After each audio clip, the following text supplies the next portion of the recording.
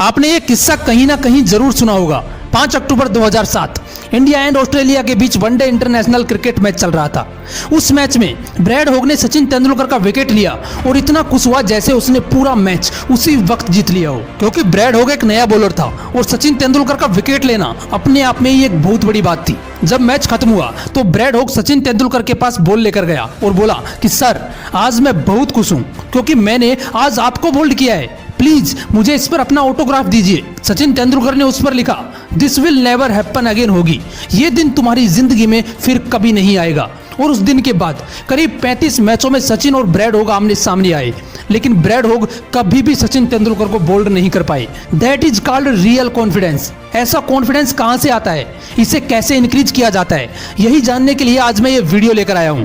अगर आपके अंदर भी कॉन्फिडेंस की कमी है तो इस वीडियो को लास्ट तक जरूर देखना, क्योंकि कॉन्फिडेंस एक ऐसा पावरफुल हथियार है जिसके बिना आप जिंदगी की कोई भी जंग नहीं जीत सकते। अरे जंग तो दूर की बात है, अगर आप में कॉन्फिडेंस नहीं है तो आप एक कदम भी नहीं चल सकते, गिर जाओगे। कॉन्फिडेंस नाम का यह हथियार हर जगह काम आता है। अगर आप इंटरव्यू देने जाओगे तो इसकी जरूरत पड़ेगी, एग्जाम देने जाओगे तो इसकी जरूरत पड़ेगी, अगर कभी स्टेज पर बोलना पड़ा तो इसकी जरूरत पड़ेगी, किसी से बात भी करोगे तो इसकी जरूरत पड़ेगी। जहां पर 5 लोगों के सामने बोलने में आपकी हवा टाइट हो जाती है, वहीं पर कुछ लोग हजारों की भीड़ में फुल एनर्जी के साथ स्पीच देते हैं। जहां पर 50 लोगों के सामने खेलने में आपको डर लगता है, वहीं पर कुछ लोग लाखों लोगों के सामने इंटरनेशनल लेवल पर खेलते हैं। ऐसा क्या है इन लोगों में जो आप में नहीं है?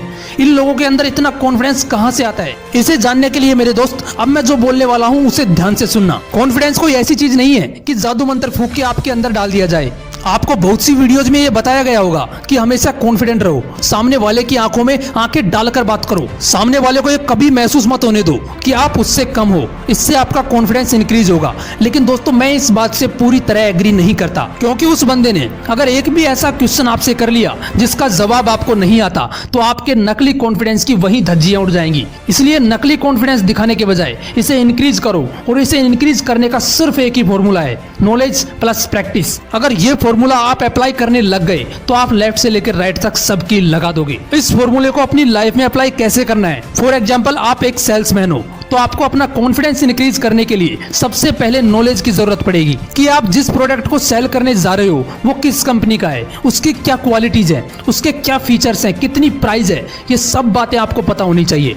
और उसके बाद उस फील्ड में काम करने की प्रैक्टिस होनी चाहिए, क्योंकि इन दोनों में से अगर एक भी चीज आपके पास नहीं है तो आपका कॉन्फिडेंस कहीं ना कहीं डगमगा जाएगा। क्योंकि अगर बिना नॉलेज के प्रोडक्ट सेल करने जाओगे और किसी ने आपसे उस प्रोडक्ट के बारे में ही पूछ लिया तो आपके पास कोई जवाब नहीं होगा, आप उस प्रोडक्ट को सेल नहीं कर पाओगे। मान के चलो अगर आपके पास उस प्रोडक्ट के बारे में नॉलेज भी है, लेकिन आप पहली बार प्रोडक्ट सेल करने जा रहे हो, आपको नहीं पता कि लोगों से कैसे बात करनी है, मतलब कि आपको प्रोडक्ट सेल करने की प्रैक्टिस नहीं है, उस कंडीशन में भी आपको रिजेक्शंस मिल सकते हैं। इसलिए जो भी काम आप करने जा रहे हो सबसे पहले उसके बारे में नॉलेज गेन करो और उसके बाद उसकी प्रैक्टिस करो। हो सकता है आपको रिजेक्शंस मिले, लेकिन धीरे धीरे आपका कॉन्फिडेंस लेवल बहुत हाई हो जाएगा, क्योंकि इतनी नॉलेज और प्रैक्टिस के बाद लोगों को कन्विंस कैसे किया जाता है, कैसे बात की जाती है, ये सामने वाले से ज्यादा आपको पता होगा। और जब ऐसा होगा तो आप नकली कॉन्फिडेंस के बजाय असली कॉन्फिडेंस के साथ ऑटोमेटिक सामने वाले की आंखों में आंखें डालकर बात करोगे। एक और एग्जांपल देता हूं आपको, इंडिया के बहुत बड़े मोटिवेशनल स्पीकर संदीप माहेश्वरी जी का।